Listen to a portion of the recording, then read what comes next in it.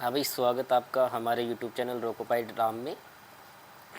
कई दिन से काफ़ी के मैसेज आ रहे थे कि भाई ये बता दो तुमने तैयारी कहाँ से करी, CBT2 की तैयारी कहाँ से करी। ये मैसेज आ रहे थे, तो मैंने सोचा चलो एक वीडियो बना देते हैं और उसमें सबको बता देते हैं कि भाई मैंने CBT2 की तैयारी कहाँ से करी थी। तो मैं बता दूँ कि CBT2 के अंदर पहले तो सब्जेक्ट बता देते हैं कि कौन कौन सी सब्जेक्ट आएगी। तो CBT2 में अपने 3 सब्जेक्ट आते हैं, ठीक है।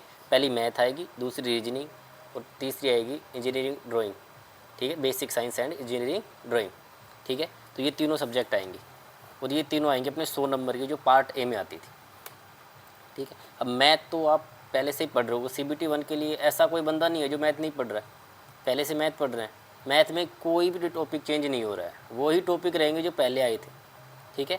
तो मैथ आप जिस टीचर से कर रहे थे, यदि आपको लगता है कि वो टीचर अच्छा पढ़ाता है, तुमने देखा है कि भाई ये टीचर बहुत अच्छा है, अच्छा पढ़ा रहा है, और उसी टीचर की वजह से आपके उसमें फुल नंबर आ रहे हैं, तो आप उसी टीचर से पढ़ो। कोई टीचर चेंज करने की ज़रूरत नहीं है तुम्हें। जो टीचर आपको फुल में से फुल नंबर दिला रहा था पहले, तो आप उसी टीचर से पढ़ के और मैथ कर लो, ठीक है। क्योंकि मैथ में कोई भी टॉपिक चेंज नहीं हुआ है, वही टॉपिक आएंगे जो पहले CBT1 में आए थे। तो मैथ का तो ये रहा कि जो आप जिससे पढ़ रहे हो उसके साथ पढ़ते रहो। दूसरा रीजनिंग का, तो रीजनिंग में भी आपको ज़्यादा कुछ करना नहीं है, जिस टीचर से पहले पढ़ रहे थे उसे पढ़ते रहो, और साथ में आपको PYQ लगाना है। जो पहले पेपर दे लिए तुमने, जैसे CBT1 का दे लिया, पिछला अपना ALP आया है, पिछला ग्रुप D का पेपर है, ठीक है, JE का है, जो भी पेपर अब से पहले हो लिए उनके PYQ लगाओ, दमादम जितने लगा सको उतने PYQ लगाओ भाई, स्पीड बनाओ, ठीक है। सबको पता है रीजनिंग एक बार पढ़ने के बाद में कोई भी बंदा कर सकता है। एक बार तुमने जब CBT1 दिया है तो वहाँ पे तुमने रीजनिंग पढ़ी है ना भाई, ठीक है। तो वही रीजनिंग है, कोई अलग नहीं है, वही रीजनिंग आनी है वहाँ भी, बस क्वेश्चन का लेवल थोड़ा सा अप होगा। भाई अपने CBT1 में जो दिया था, ठीक है, उससे थोड़ा सा हार्ड क्वेश्चन होगा, मतलब लेंथी होगा, बल्कि ये नहीं है कि भाई हार्ड पेपर आ रहा, हार्ड नहीं होगा, पेपर ईजी होगा, लेकिन बस थोड़ा लेंथी होगा। तो उसके लिए तुम्हें कुछ नहीं करना, जितने टेस्ट मार सको ना उतने टेस्ट मारो, ठीक है। और वो टेस्ट बुक के ऊपर आप ले सकते हो, उसका सब्सक्राइब ज़्यादा महंगा भी नहीं है, तो वो ले लो और वहाँ से आप जितने टेस्ट मार सको ना उतने टेस्ट मारो। दबा के टेस्ट मारना है तुम्हें, ये नहीं है कि भाई एक टेस्ट मार दिया हो गई रीजनिंग, नहीं, 2-3 टेस्ट मारो रोज़ाना के, ठीक है। जिसमें भी टेस्ट बुक पे दे रखा है कि स्पेशल अलग अलग कर सकते हैं अपन सारे टेस्टों को, रीजनिंग एक अलग से मार सकते हैं, मैथ अलग से मार सकते हैं, तो आप इस हिसाब से टेस्ट मारो कि रीजनिंग अलग मारो, ठीक है। जब रीजनिंग पढ़ रहे हो, हाँ देख लिया टाइम टेबल में 2 घंटे रीजनिंग पढ़नी है, तो हाँ 2 घंटे के अंदर आप अलग से रीजनिंग के ही टेस्ट मारो।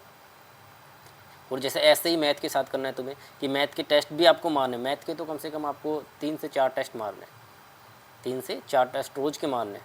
तो इससे क्या होगा कि आप अलग अलग टाइप के क्वेश्चन पढ़ोगे, तो अलग अलग टाइप के क्वेश्चन पढ़ोगे तो आपका जो स्पीड है अपने आप ही बढ़ जाएगा। और जब अपन टेस्ट मारते हैं तो वो चीज़ अपन को ज़्यादा याद होती है बजाय किताब पढ़ने की। किताब में से मारते इतनी जल्दी याद नहीं होता, लेकिन जब टेस्ट मारते हैं तो अपना माइंड एकदम टेस्ट के ऊपर होता है, पूरा माइंड लगा के अपन टेस्ट मारते हैं, तो वो चीज़ अपन को ज़्यादा स्टोर होती है।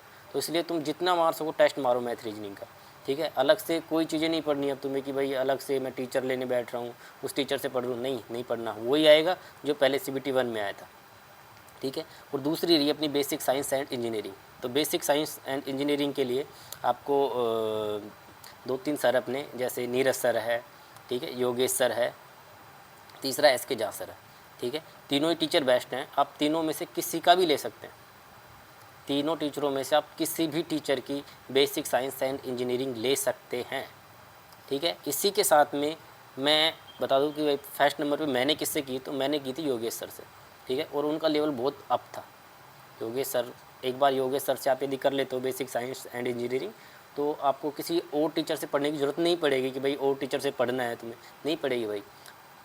एक बार उससे पढ़ लिया तुमने योगेश सर से, तो फिर आपको नीरज सर के और SK झा सर के वो क्वेश्चन करवाते हैं, ठीक है। तो वो जो क्वेश्चन करवाते हैं ना, वो सारे क्वेश्चन निकालने तुम्हें भाई। जैसे टेलीग्राम पे जुड़ जाओ, वो वहाँ पे क्वेश्चन डालते हैं, ठीक है, उन सारे क्वेश्चन हल करने हैं। आपको पढ़ना एक सर से, लेकिन क्वेश्चन तीनों सरों के मारने हैं, ठीक है। तो आपको क्या होगा, जैसे जितने भी टाइप के क्वेश्चन हैं जो घूम रहे हैं मार्केट में, वो सारे क्वेश्चन हल कर सकते हो। तो ये आपको सबसे पहले करना कि सारे टीचरों के क्वेश्चन मारने। इसी के साथ में आपका एक कंप्यूटर भी आता है उसमें, ठीक है, और इंजीनियरिंग ड्राइंग भी आती है। तो कंप्यूटर आप मैं बताऊँ आपको तो जहाँ तक है आप कौटिल्य से पढ़ लेना। कौटिल्य में एक कंप्यूटर पढ़ाते हैं, बट अच्छा पढ़ाते हैं वो सर। बाकी ये भी पढ़ाएंगे, ठीक है। बाकी वहाँ से भी एक बार कंप्यूटर पढ़ लेना। कौटिल्य में एक सर हैं जो कि कंप्यूटर पढ़ाते हैं, तो वहाँ पे तुम सर्च करोगे तो उनकी अच्छी अच्छी वीडियो डली हुई है, तो वो अच्छा पढ़ा देते कंप्यूटर। दूसरा एक इसी के अंदर आएगा पर्यावरण के बारे में। तो पर्यावरण के लिए भी कौटिल्य में एक सर हैं, वो अच्छा पढ़ाते हैं पर्यावरण। मैं ये नहीं कह रहा कि पूरा बैच उन्हीं का देखो तुम, नहीं। अपन को जो अच्छा लगता है उस टीचर से पढ़ेंगे ना।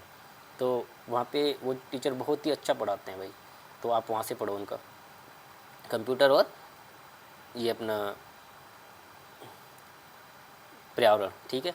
इसी के साथ में ड्राइंग का है, तो ड्राइंग आप जो टेंथ की अपनी टेंथ की नहीं ITI की बुक है, तो आप ITI की बुक में से पढ़ो ड्राइंग, ठीक है। क्योंकि सारे टीचर वहीं से पढ़ा रहे हैं भाई, कोई अलग से नहीं पढ़ा रहा।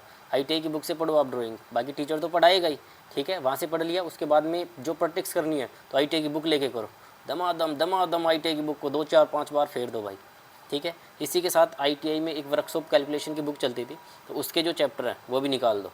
मैथ के चैप्टर उसमें से छोड़ देना, बाकी उसमें उष्मा और ऊर्जा वाला चैप्टर है, उत्तोलक वाला चैप्टर है उसके अंदर, और जो कि अपना बेसिक साइंस के कुछ चैप्टर हैं जैसे फिजिक्स वाले और कार्य ऊर्जा और शक्ति वाले, ठीक है।